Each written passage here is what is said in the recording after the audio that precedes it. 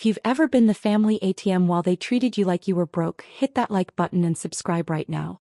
You're not going to want to miss what happened next. My name is Rebecca Hayes, and for 32 years I've been my family's favorite punchline. The daughter who wasted her potential.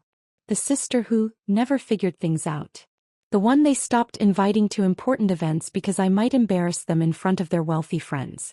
Today, sitting in the planning meeting for the Riverside Children's Foundation annual gala in the conference room of the Hayes Cultural Center, a building that bore my last name for reasons they were about to discover, I was done being invisible. But this story starts 7 years ago when I made a decision that changed everything. The forgotten daughter. I grew up in Boston's Beacon Hill, in a brownstone that screamed old money and older expectations. My father was a prominent surgeon. My mother sat on every charitable board that mattered. And my sister Melissa? Melissa was the golden child, Harvard Law, partnership at a white shoe firm by 35, married to a cardiologist, living in a $4.2 million townhouse in Back Bay. Then there was me. I went to Boston University. I studied nonprofit management, which my father called organized begging. I worked at a community center in Dorchester, came home to my studio apartment in Allston, and spent holidays listening to detailed accounts of Melissa's latest legal victory while my work helping underprivileged kids learn to read went unmentioned. Rebecca's still doing that volunteering thing, Mom would say when friends asked, her tone suggesting I was finger painting with toddlers, not managing a $2 million youth development program. The final straw came at my 30th birthday dinner. Melissa announced she'd been named Rising Star by Massachusetts Lawyers Weekly. Everyone toasted champagne and took photos for her social media. Then my father turned to me. And Rebecca, are you still working with those kids in Dorchester? I was promoted to executive director last month. That's wonderful, honey. Mom patted my hand. It's so important to give back even if it doesn't pay well. Maybe one day you'll be ready for a real career. Across the table, Melissa smiled into her wine glass. That night, I sat in my studio apartment and made a list. Not of grievances, I'd long since stopped keeping score of their dismissals. But of assets. Of connections. Of possibilities they'd never bothered to notice because they were too busy measuring my worth by their standards instead of seeing what I'd actually built. What they didn't know could fill volumes. What they were about to learn would destroy their entire worldview. The silent empire. My grandmother Elena died when I was 23, leaving me something unexpected, $850,000 and a letter. Rebecca, she wrote, you have your grandfather's heart. You see people, not positions. Use this money to build something that matters. Don't tell your parents. They'll try to make you invest it wisely, which means the way they think you should. Trust yourself. I followed her instructions exactly.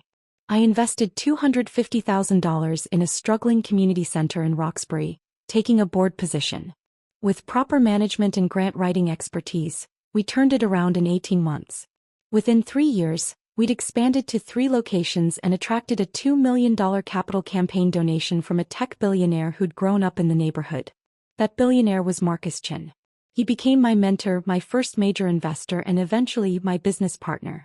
You have vision, Marcus said over coffee when I was 26. You see how real estate and community impact intersect. Most developers build luxury condos and call it neighborhood improvement. You could actually do it right. We shook hands that day. Marcus provided capital and real estate expertise. I provided nonprofit management, community relationships, and a vision for impact-driven development. The Chin Hayes Foundation was born. For the next 7 years, we bought underutilized properties in transitional Boston neighborhoods. But instead of gentrifying them into oblivion, we developed mixed-use spaces. Affordable housing, community centers, small business incubators, cultural venues. Buildings that served neighborhoods instead of displacing them. We started with a former factory in Roxbury, converting it into 60 affordable apartments plus a 15,000 square foot community center. Then an abandoned school in Dorchester became artist studios and a performance space. Then a closed grocery store in Mattapan became a food hub and commercial kitchen training center. By year 5, the Chin Hayes Foundation owned 17 properties across Boston worth $127 million. My personal stake, 40%, valued at $50.8 million. By year 7 we'd expanded to Providence and Worcester. 29 properties, Total portfolio value, $218 million. My stake, $87.2 million.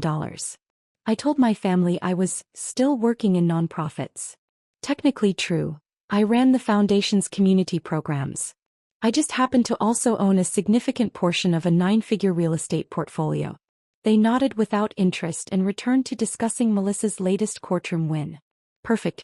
I attended family dinners once a month, wearing clothes from Target and saying little. When they asked about money, I said I was managing. When Melissa complained about her contractor or her nanny, I listened. When my parents needed venue donations for their charity galas, I arranged them, listed as from a foundation supporter. They had no idea those venues were buildings I owned.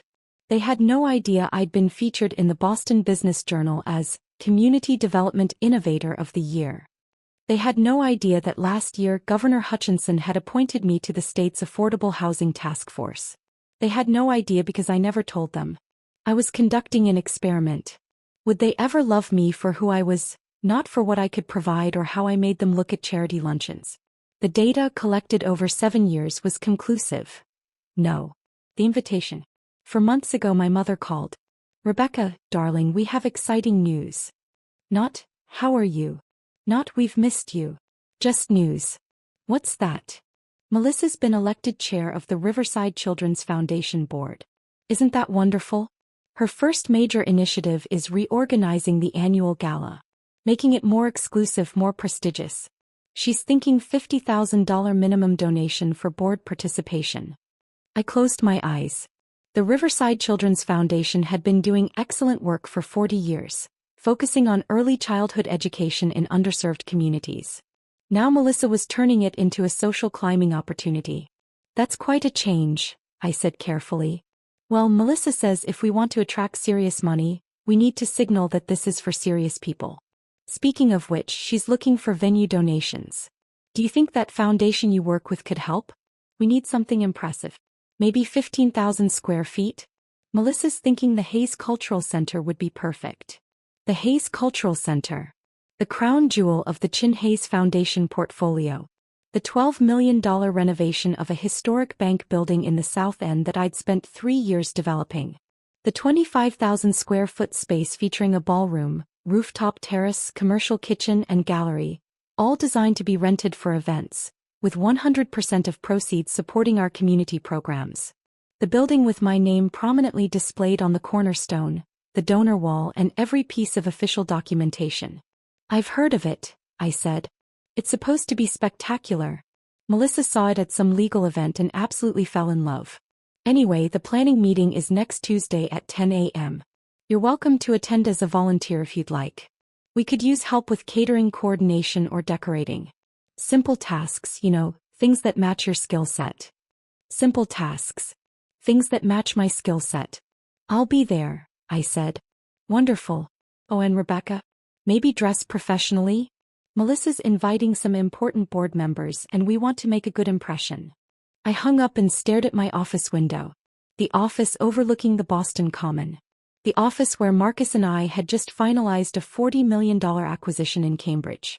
Then I called David Martinez, the foundation's operations director. David, the Riverside Children's Foundation meeting next week? I need you to do something for me. The planning meeting. Drop a comment and let me know where you're watching from tonight. I arrived at the Hayes Cultural Center at 9:45 a.m. on Tuesday, entering through the staff entrance as I always did. The building gleamed, exposed brick walls I'd personally selected, industrial lighting I'd sourced from an architectural salvage warehouse, hardwood floors we'd restored to their 1920s glory. Every detail represented 3 years of obsessive work. And my family had no idea. David met me in my private office on the 3rd floor. They're setting up in the main conference room. Your mother, Melissa, and 8 board members. Perfect. And the presentation materials. Ready when you are. Good. I'll observe for a while first. I positioned myself in the catering prep area adjacent to the conference room, reviewing menus on my laptop while the meeting began. Through the open door I could hear everything. Melissa's voice carried with courtroom authority. Thank you all for coming. As your new board chair, I want to elevate this foundation to where it belongs, among Boston's premier philanthropic organizations. That starts with our annual gala. Murmurs of approval. This year we're implementing a $50,000 minimum for primary sponsors and board participation. We're moving away from the previous model of accepting smaller donations. If we want to run with serious money, we need to be serious ourselves. My mother's voice joined in. Melissa's absolutely right. We've been too inclusive, frankly. Quality over quantity. I kept typing, my face expressionless. One board member, Patricia Morrison, who'd been with the foundation for 20 years, spoke up hesitantly. But our mission is serving underprivileged children. Won't this exclude community members who want to participate but can't afford $50,000? Patricia, Melissa said with strained patience, we're not running a bake sale. We're building an institution. People who can't write significant checks can volunteer at our programs. The gala is for donors who move the needle. But last year we had wonderful participation from local businesses, teachers, community leaders. And raised $400,000, Melissa interrupted. This year with our new model we'll raise $2 million. That's progress. More murmurs, these more uncertain. My mother stepped in. Now let's discuss the venue. We've been incredibly fortunate to secure the Hayes Cultural Center for October 12th. It's a stunning space, absolutely perfect for the image we're projecting. I looked up from my laptop. October 12th. They'd booked my building without asking me. David caught my eye from across the room. I shook my head slightly. Not yet. The Hayes Center normally charges $25,000 for full-day rentals, Mom continued, but Melissa negotiated it down to a donation in kind. The foundation that owns it was happy to support our cause. I hadn't approved any such arrangement. But I knew exactly what had happened. Melissa had contacted our events coordinator, used her lawyer charm and our family name, and assumed approval without going through proper channels. Now, Melissa said, let's discuss the invitation list. We're keeping this exclusive. Only confirmed $50,000 plus donors. No guests who might dilute the prestige factor. Patricia spoke again. Melissa, I have to ask, does this include the foundation's staff? The program directors who actually work with the children? Staff can volunteer at the event, Melissa said dismissively. But no, they won't be guests. This is for donors. What about Rebecca? Patricia asked suddenly. Your sister works in community development. Won't she attend? The room went silent. Then Melissa laughed. Rebecca? God no. She's sweet, but she's not exactly in this league. She makes maybe $45,000 a year working at some nonprofit. She couldn't afford a $50,000 donation if she saved for 10 years. Melissa, Mom said, though her tone was gentle, indulgent, that's unkind. But true. Look, I love my sister, but let's be realistic. This gala is for serious donors only. Not people who can't write $50,000 checks. Rebecca can help with setup if she wants. She's good at that kind of thing. Organizing, decorating, simple tasks. My hands stilled on the keyboard. Actually, Patricia said carefully, I've heard Rebecca does impressive work in community development. Didn't she win some kind of award? She got written up in some local newsletter. Melissa waved dismissively. Community organizing stuff. It's fine for what it is, but it's not exactly building wealth or influence. She's found her level and that's okay. Not everyone can be successful in traditional terms. Hit that subscribe button if you've ever been underestimated by your own family, because what happened next changed everything. I closed my laptop, stood up and walked toward the conference room. David saw me coming and moved to intercept, but I shook my head. He stepped aside, though I saw him pull out his phone. I appeared in the conference room doorway. Rebecca. Mom's face lit up with surprised delight. Darling, what are you doing here? Reviewing the catering arrangements, I said calmly. I wanted to make sure everything was perfect for your event. Melissa's smile was patronizing. That's so sweet of you. See everyone? This is what I mean. Rebecca's great at the behind-the-scenes stuff. Supporting roles. I walked to the empty seat at the foot of the conference table and sat down. Actually, I'm here because this is a planning meeting for an event at my building. I like to personally oversee high-profile bookings. Confused silence. Your building. Melissa's smile didn't waver. Rebecca, this is the Hayes Cultural Center. It's owned by some big foundation. You probably just work in their catering department or something. The Chin Hayes Foundation, I said. I'm the co-founder and managing partner. This is my building. The silence deepened. Mom laughed uncertainly. Honey, that's not funny. This is a serious meeting.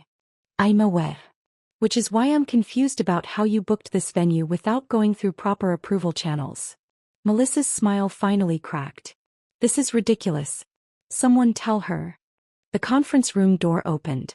David Martinez entered, followed by Marcus Chin and Eleanor Rodriguez, our foundation's legal counsel. Good morning, Marcus said pleasantly. I'm Marcus Chin, co-founder and principal investor of the Chin Hayes Foundation. This is Eleanor Rodriguez, our general counsel, and David Martinez, our operations director. We understand there's been some confusion about venue booking protocols. Patricia Morrison's eyes widened. Marcus Chin? The Marcus Chin? The tech entrepreneur. That's me, Marcus smiled. Though these days I mostly focus on impact-driven real estate development. Alongside my partner Rebecca, of course. We've built quite a portfolio over the past 7 years. Melissa's face had gone pale. This is insane. Rebecca, what kind of prank? Eleanor opened her briefcase and removed a leather folder. Ms. Hayes, the younger Ms. Hayes, I have here the founding documents of the Chin Hayes Foundation, the property deed for this building and current portfolio documentation. Perhaps these will clarify the situation. She slid the documents across the table. The first page showed the foundation's incorporation papers from 7 years ago. Founders: Marcus Chin and Rebecca Elizabeth Hayes. Rebecca's signature. My signature.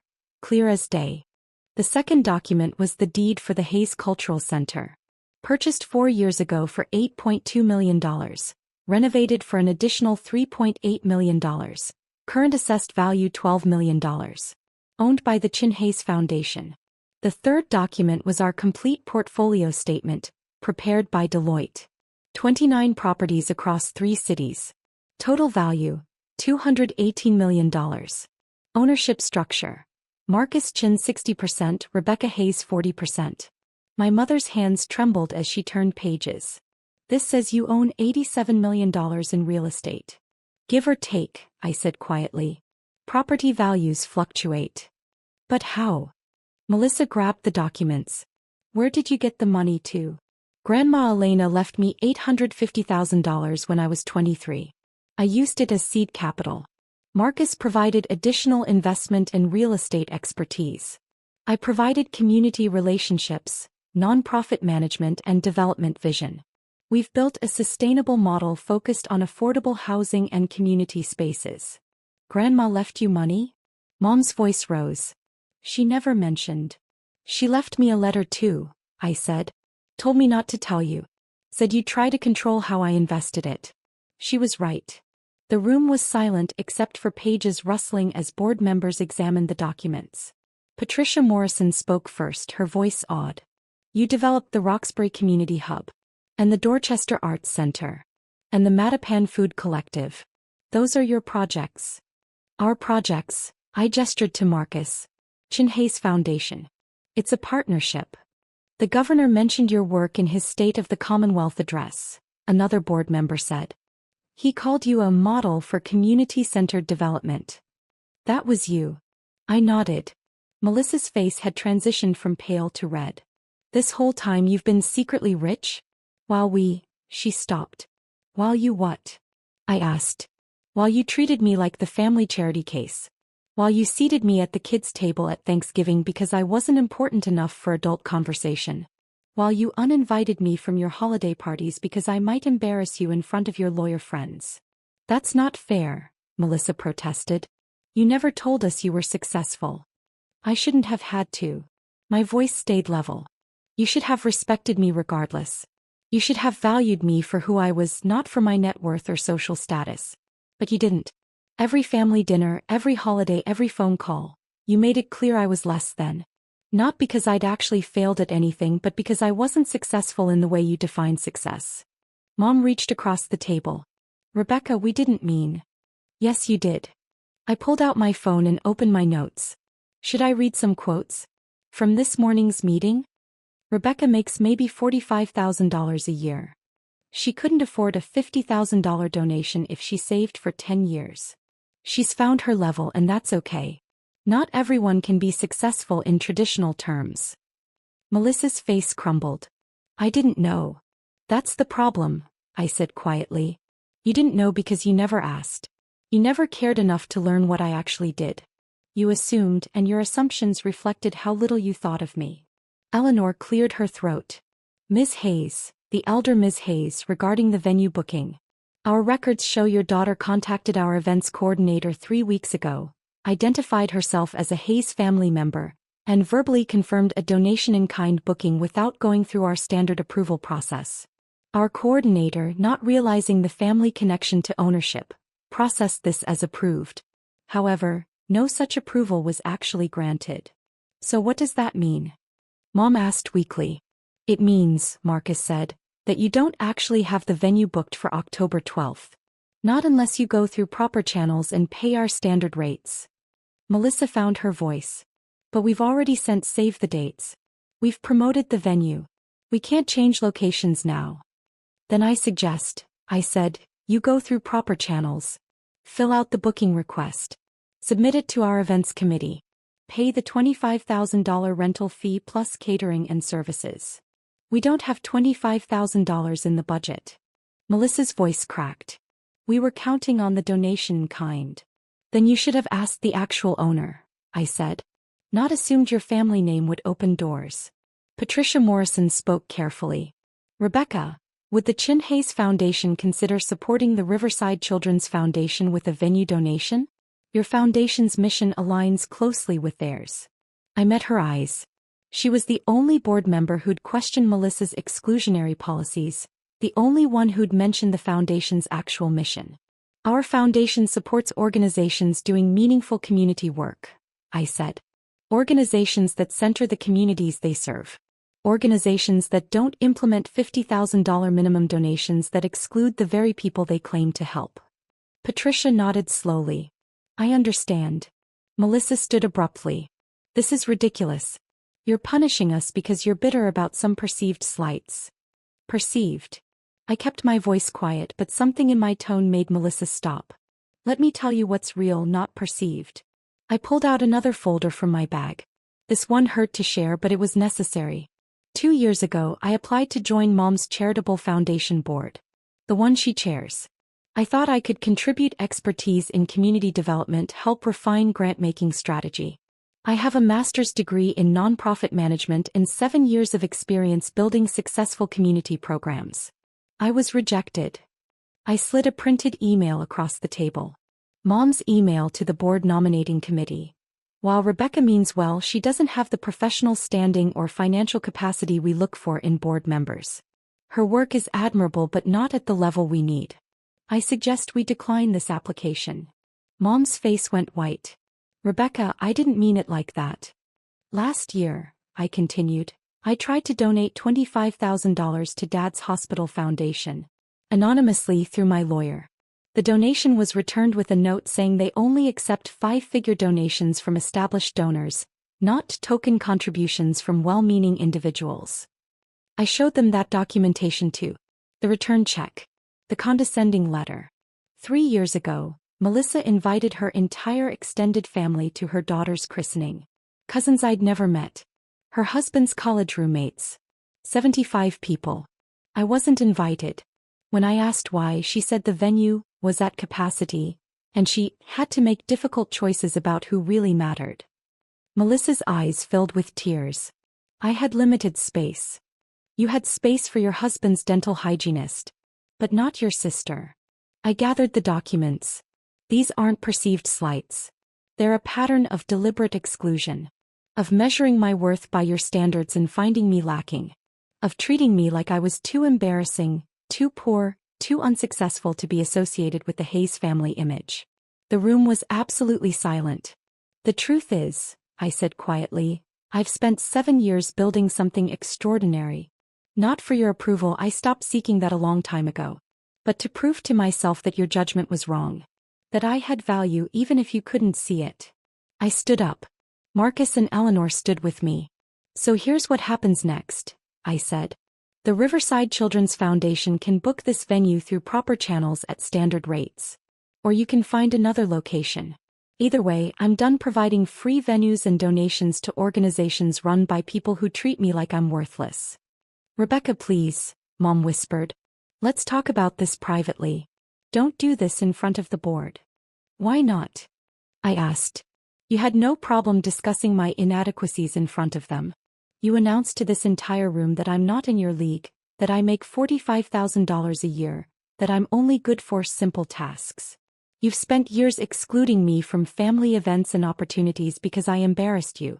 Why should I protect you from the consequences of your own words? Patricia stood. Rebecca, speaking personally, not as a board member but as someone who's watched this foundation lose its way. I'm sorry. You deserved better from them. From all of us. I nodded. Thank you. And speaking as a board member, I think this meeting has revealed some serious problems with our current leadership's vision for this foundation. I'll be calling for a special board meeting to discuss whether our new direction truly serves our mission. Melissa's head snapped toward Patricia. You can't. I can. And I will. Patricia gathered her things. Excuse me. 3 other board members followed her out. I turned to leave but Melissa blocked my path. You planned this. All of it. You wanted to humiliate us. No, I said honestly. I wanted you to respect me. But since that wasn't possible, I settled for teaching you a lesson about making assumptions. So that's it? You're just going to destroy everything we've built. I'm not destroying anything, I said. You did that yourselves when you decided a $50,000 minimum donation was more important than your mission. When you decided prestige mattered more than impact. When you decided excluding people, including your own sister, was a path to success. I stepped around her. Good luck with your gala. I recommend the Fairmont Copley Plaza. They have excellent ballroom space and only charge $20,000 for full-day rentals. As I walked out, Mom called after me. Rebecca, wait. We can fix this. We're family.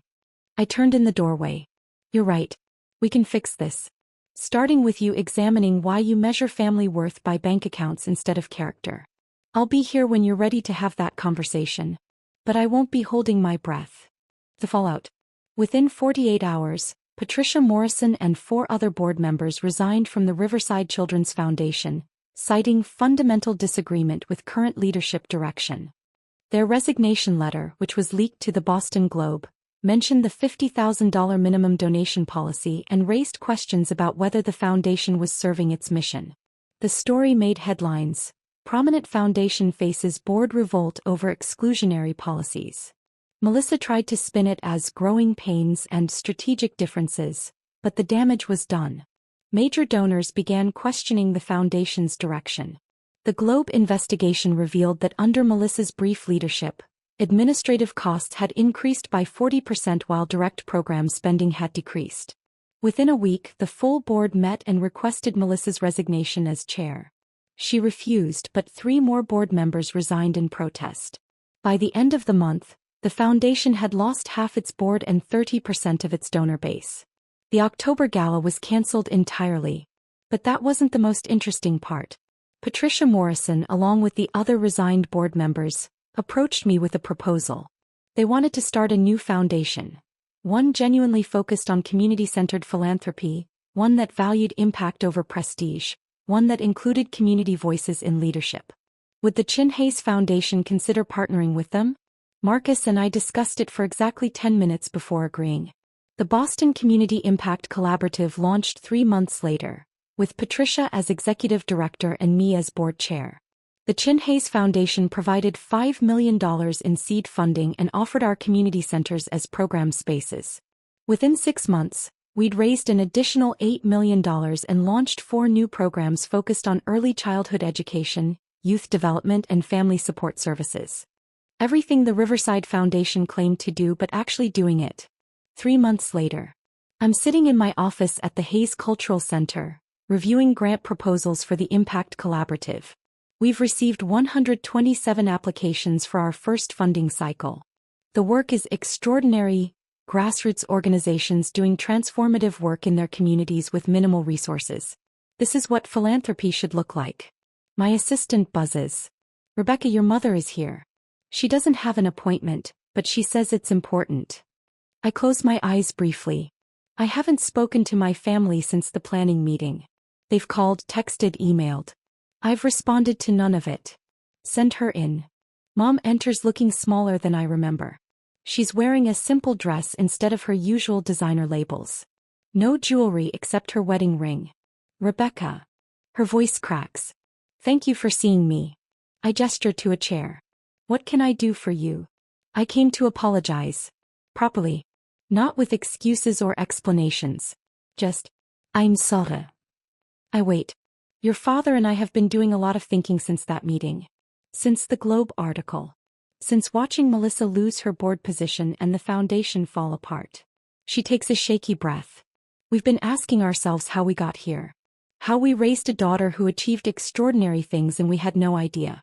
How we made you feel so worthless that you hid your success from us for 7 years. And what conclusions did you reach? That we failed you. Tears track down her face. That we measured your worth by our standards instead of seeing your actual value. That we were so focused on Melissa's achievements. Achievements we understood, achievements that looked like success to our friends, that we completely dismissed yours. He pulls out a folder. I've been reading about your work. Really reading, not just skimming. The Boston Business Journal profile. The Governor's Task Force reports. The community impact studies. Rebecca, you've helped house over 400 families in affordable units. You've created 15,000 square feet of free community space. You've incubated 73 small businesses owned by people of color. I know, I say quietly. I was there. But we weren't. We should have been celebrating these achievements. We should have been proud. We should have been bragging to everyone about our brilliant daughter who's changing people's lives. Instead, we treated you like you'd failed because you weren't making money the way we understood. I was making money, I point out. You just assumed I wasn't. You're right. We did. She wipes her eyes. I've resigned from 3 of my 4 boards. I can't in good conscience continue chairing organizations focused on helping people when I couldn't even see my own daughter's humanity. That surprises me. Mom. Your father's taking a sabbatical from his hospital foundation leadership. We're both entering family therapy, separately and together. We need to understand how we became the kind of parents who treated you this way. I study her face. She looks genuine. Broken maybe, but genuine. And Melissa? Mom's face crumples. Melissa's struggling. The foundation board voted to remove her entirely after she tried to sue you for intentional interference with the gala. Her law firm asked her to take a leave of absence because the publicity was affecting their reputation. Marcus filed for divorce last month, citing her refusal to acknowledge any wrongdoing. I feel a pang of something. Not quite sympathy, but not satisfaction either. She's been trying to reach you, Mom continues. She wants to apologize. Does she? Or does she want access to my resources now that she knows I have them? The question hangs in the air. I don't know, Mom admits. I'd like to think she's genuinely remorseful. But I also know my daughter, both my daughters, well enough to know that Melissa struggles with seeing beyond her own needs. It's the most honest thing my mother has ever said about Melissa. What do you want from me? I ask directly. Why are you here? I want to know if there's any possibility of rebuilding a relationship. Not today, maybe not this year. But someday. I want to know if you can ever forgive us. I lean back in my chair. I've already forgiven you. Hope flares in her eyes. But forgiveness doesn't mean reconciliation, I continue gently. It means I've released the anger and hurt. It means I'm not carrying your dismissal with me anymore. It means I've healed from the damage you caused. But it doesn't mean we get to be a family again, Mom finishes quietly. Not the way we were. That family was broken. It was built on hierarchy and judgment and conditional love. I don't want that back. Then what do you want? I consider this carefully. I want honesty. I want you to genuinely examine why you treated me the way you did. Not surface level, we were wrong, but deep understanding of the values that made you dismiss me. I want to see evidence of change, not performed for my benefit but real change in how you interact with the world. How long will that take? I don't know. Maybe years. Maybe never. I meet her eyes. The point isn't to earn your way back into my life. The point is to become better people. Whether or not that leads to reconciliation is secondary. Mom nods slowly. That's fair. More than fair. And Mom, I need you to understand something. Even if we rebuild a relationship, it won't look like what you lost. I have a family now. Marcus, Patricia, the Impact Collaborative team, the community leaders I work with. People who valued me when I had nothing, who celebrated my victories, who never measured my worth by my bank account. They're my family. Any relationship with you will exist alongside that, not replacing it. I understand. She stands to leave, then turns back. For what it's worth, I'm proud of you. I know I have no right to say that, no right to claim any part of your success. But I am. You built something beautiful, something meaningful. You became exactly who Grandma Elena hoped you'd be. After she leaves, I sit quietly for a long time. The truth is, I don't know if I'll ever have a real relationship with my parents again. I don't know if Melissa will ever genuinely apologize or just continue playing the victim. I don't know if they're capable of the kind of change that would make reconciliation possible. But I do know this: I don't need them anymore. I have a family I chose. I have work that matters. I have proof, $87.2 million worth of proof, that my worth was never defined by their judgment. They taught me the most valuable lesson of all. Sometimes the greatest gift your family can give you is showing you exactly who not to be. If you've ever had to cut off toxic family to save yourself, tell me your story in the comments. What would you have done in my position? Does any of this feel familiar? The Hayes Cultural Center stands as a monument not to revenge but to resilience.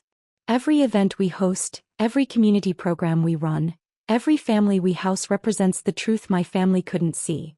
Worth isn't measured in social standing or traditional markers of success. It's measured in impact, in integrity, in how you treat people when you have nothing to gain. My name is Rebecca Hayes. I'm the co-founder and managing partner of the Chin Hayes Foundation. I own $87.2 million in community-centered real estate. I chair the Boston Community Impact Collaborative. I serve on the Governor's Affordable Housing Task Force. And I did it all while my family thought I was a failure. Sometimes the people who dismiss you give you the greatest gift of all: the freedom to build something they can't control, can't diminish, and can't take credit for. My family spent 32 years telling me I wasn't enough. I spent 7 years proving them wrong. Now I get to spend the rest of my life proving them irrelevant. Blood doesn't make you family. Respect does. Love does. Showing up consistently, celebrating victories, creating space for growth. That makes family. The haze on the building isn't for them. It's for Grandma Elena, who saw me first. It's for every kid who grows up feeling like they're not enough. It's for everyone who's been dismissed by people who should have celebrated them.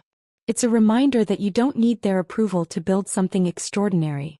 You just need to believe you're worth it.